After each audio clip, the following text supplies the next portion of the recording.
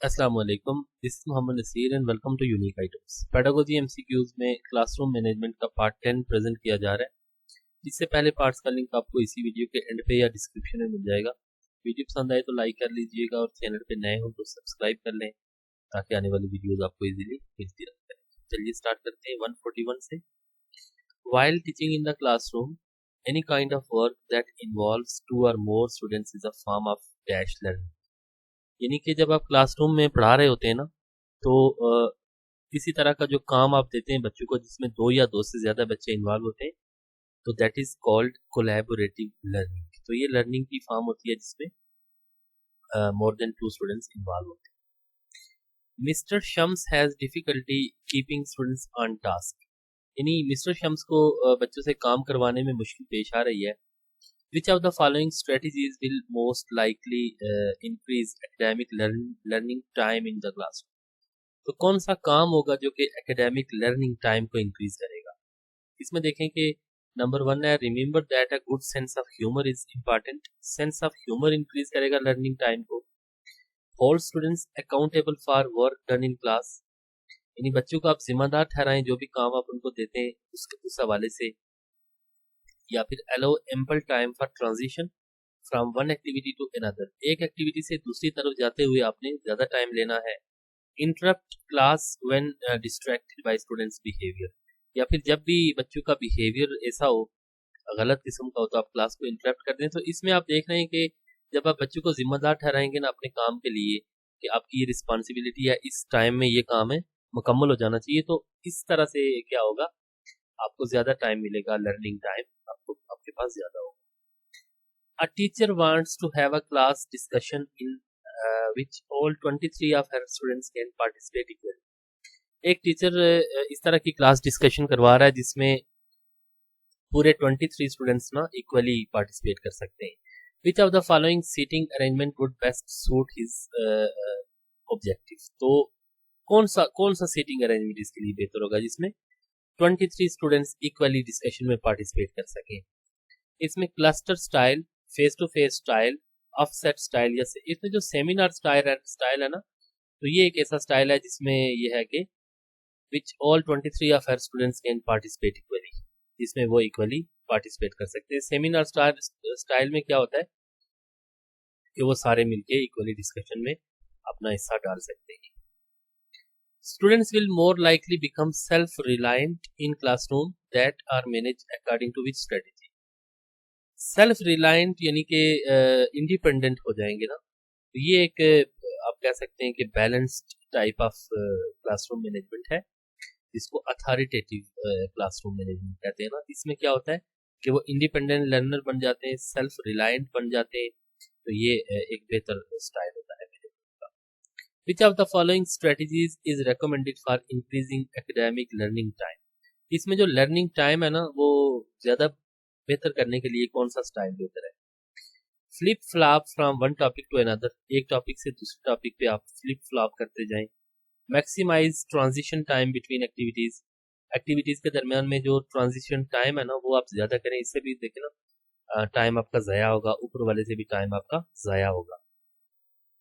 Do not dwell on a topic once the point has been made. एक दफा आपने point बना लिया, किसी नुक्ते पे पहुंच गए, तो उस पर मजीद टाइम जाया ना करें। अब देखें ये क्या है, ये ऐसा पॉइंट है जिससे आपका टाइम बचता है, तो ज्यादा टाइम आप लर्निंग को दे सकते हैं। तो सी आंसर होगा। Which of the following traits is more likely of the students whose teacher uses the authoritative strategy of classroom management? जिन बच्चों का teacher authoritative classroom management style अपनाता है तो उनके अंदर किस तरह की ट्रेट्स, किस तरह की खुसूसियात पाई जाती है? They have high self esteem, उनकी सेल्फ एस्टीम बेहतर होगी। They are insecure, they are easily distracted, they are passive learners. नीचे वाले तीनों ऑप्शंस क्या है, नेगेटिव ऑप्शंस हैं। तो ये जो अथॉरिटेटिव स्टाइल होता है ना, ये बैलेंस स्टाइल होता है, इसमें उनकी सेल्फ एस्टीम, सेल्फ रिस्पेक्ट उनकी हाई होती है। ये आंसर होगा। When getting students to share and assume responsibility in classroom, teacher should। जब बच्चों को आप रिस्पॉन्सिबिलिटी देते हैं ना क्लासरूम में, तो उनको क्या करेंगे आप?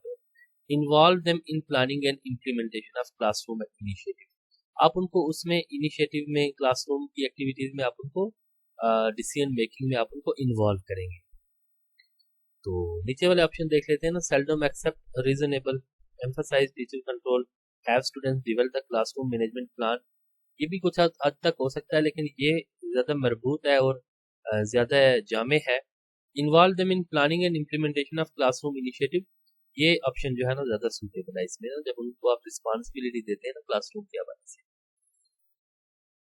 Miss Ryan offers students praise whenever they show they are on task. Miss Ryan बच्चों को प्रेज अप्रिशिएट करती है जब भी वो काम बेहतर करते हैं। Miss Ryan is using what management strategy, तो वो क्या कर रही है, कौन सी स्ट्रेटेजी अपना रही है।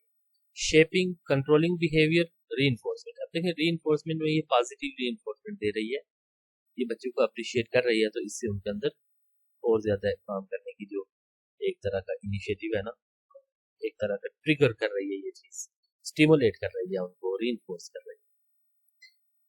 When communicating with parents, the teacher should not, जब पेरेंट्स से बात कर रहा हो टीचर, तो वो क्या ना करे, लिसन एक्टिवली, एक्टिवली उसको सुनना तो चाहिए ना, आई कांटेक्ट भी करना चाहिए, आई मैसेज भी यूज करने चाहिए। उसको सिर्फ क्या नहीं करना चाहिए, use a manipulative mode of communication. ऐसा मोड ऑफ कम्युनिकेशन मैनिपुलेटिंग ये होता है ना, जिसमें आप कंट्रोलिंग आपका रवैया होता है, एक तरह का कनिंग आपका होता है, कंट्रोलिंग होता है, ये काम है नहीं करना चाहिए। उनसे एक पे मुनासिब तरीके से बात करनी चाहिए। 150 है कि of the following modes of communication which is most manipulative, इनमें से कौन सा मैनिपुलेटिव है, जो ऊपर हमने डिस्कस कर लिया है। Making demands in a hostile tone, allowing others to have their way while keeping your own feelings to yourself, अपनी फीलिंग अपने तक रखें, उनको बोलने दें। trying to make someone feel sorry for you and stating your opinion directly and without apology, इनमें जो manipulative style होता है ना, दूसरे को आपके लिए सॉरी फील करवाना कि दूसरे की गलती है, ये चीज उसको इदराक करवाते हैं आप, तो ये क्या मैनिपुलेटिव स्टाइल हो जाता है। Focusing on the use of non verbal cues, जब आप नॉन वर्बल क्यूज पे फोकस करेंगे। Maintaining momentum of activity and redirecting behaviour are strategies of which type of intervention, किस तरह की है, देखिए ना, non verbal cues, momentum of activity को आप मैनेज करेंगे एक तरीकेकार से, एंड रीडायरेक्टिंग बिहेवियर स्ट्रेटेजी। अब ये जो नॉन वर्बल क्यूज है ना, तो ये माइनर, मॉडरेटर या स्फीयर, इस तरह की एक्टिविटी है, तो ये माइनर ही है ना, नॉन वर्बल है। आप बॉडी लैंग्वेज से, जेस्चर पोस्चर से आप चीजों को कंट्रोल कर रहे हैं, तो ये माइनर इंटरवेंशन आ जाता है। What are the 3 C's of classroom management, classroom management की 3 C's जो होती हैं, that are connection, consistency, compassion, ये 3 C's होती हैं। Which of the following types of bullying occurs most frequently, bullying क्या होता है, बच्चे जो दूसरे बच्चों को तंग करते हैं ना। Children are made of object of humour, और चिल्ड्रन आर हिट, स्लैप्ड और पुश्ड, उनको मारा जाता है, धक्का दिया जाता है। Children are belittle about religion और रेस, इस हवाले से उनको तंग किया जाता है, रिलीजन या रेस के हवाले से। या फिर children are belittle about looks और स्पीच, अक्सर ये काम होता है ना, छोटी छोटी बातों पे उनको तंग किया जाता है, उनकी लुक्स किस तरह के दिखते हैं, वो किस तरह की बात करते हैं, इस पे उनको तंग किया जाता है। Which of the following statement is not suitable for the teachers, teachers के लिए कौन सी स्टेटमेंट सूटेबल नहीं है। They really take interest in students, they can guide students and maintain discipline, ये तो पॉजिटिव है ना। They are not interested in molding themselves according to the situation, और they are much enthusiastic about such tasks as are done by teachers, ये enthusiastic भी है, ये तो होते ही है। ये दोनों भी पॉजिटिव स्टेटमेंट्स हैं, तो ये वाली नेगेटिव स्टेटमेंट है, ये टीचर्स के हवाले से ट्रू नहीं है। They are not interested in molding themselves according to the situation, situation के अकॉर्डिंग तो उनको अपने आप को मोल्ड तो करना पड़ता है ना, तब जाके वो इफेक्टिव टीचर्स होते हैं। Individual differences in the preferred learning styles of learners should be dash by the teacher, individual differences क्या होते हैं, इनका जो इख्तलाफात होते हैं ना, बच्चे एक दूसरे से डिफरेंट होते हैं, तो इस चीज को क्या करना चाहिए, इस चीज को रिस्पेक्ट करना चाहिए, इस चीज को ऑन करना चाहिए, और टीचर को देखना चाहिए कि बच्चों के अंदर डिफरेंसेस होते हैं, इस चीज को सामने रख के वो उनको मैनेज करे, उनको पढ़ाए। A teacher normally assigns different tasks to students, एक टीचर डिफरेंट टास्क्स जब देता है ना स्टूडेंट्स को, शी बिलीव्स दैट, उसका ये यकीन होता है कि teacher should not assign same task to all students, उसका ये यकीन होता है कि एक टास्क सारे बच्चों को नहीं देना चाहिए। It promotes competition among students. There are individual differences among students. The teacher will not be able to copy each other's work. Students will not be. अब जब डिफरेंट स्टूडेंट्स को डिफरेंट काम दिया जाता है ना, उसके पीछे जो नजरिया होता है वो ये होता है कि there are individual differences among students के दरमियान में इंडिविजुअल डिफरेंसेस होते हैं, तब जाके वो उनको हर एक बच्चे को डिफरेंट काम दिया जाता है। The principle of individual different denotes that every individual, जो इंडिविजुअल डिफरेंस है उसका मतलब होता है कि हर एक इंडिविजुअल क्या है, does not have similarities in the context of growth and development. बिल्कुल ऐसा ही होता है ना, इंडिविजुअल डिफरेंस का मतलब ये होता है कि हर बच्चा डिफरेंट है, वो कंटेक्स्ट और ग्रोथ के हवाले से वो सिमिलरिटीज उनमें नहीं होती। Has a different level of thinking due to social, psychological, physical, environmental and financial factors. इन तमाम फैक्टर्स की वजह से उसका डिफरेंट थिंकिंग लेवल होता है। ये दोनों बातें दुरुस्त हैं इसमें ना, ये चीज इंडिविजुअल डिफरेंस क्रिएट करवाती है। तो क्लासरूम इंस्ट्रक्शन में जो सेट इंडक्शन होता है ना, दैट टेक्स ऑलमोस्ट 5 मिनट्स।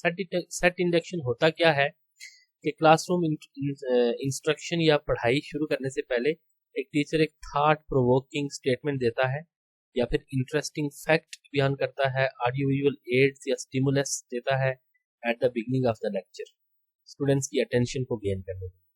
तो ये चीज भी उसको मैनेज करने में बेहतर मदद देती है। तो ये सेट इंडक्शन होती है, 5 मिनट लेती है। Classroom learning is a dash type of education. Classroom learning जाहिर सी बात है ये फॉर्मल होती है, नॉन फॉर्मल जो होती है वो डिस्टेंस लर्निंग होती है या ऑनलाइन लर्निंग होती है, जबकि इनफॉर्मल जो होती है ना वो फैमिली, फ्रेंड्स, रिलेटिव वगैरह से जो बच्चे सीखते हैं वो इनफॉर्मल लर्निंग होती है। Dash are crowded busy places in which students of diverse background and learning styles must be organized।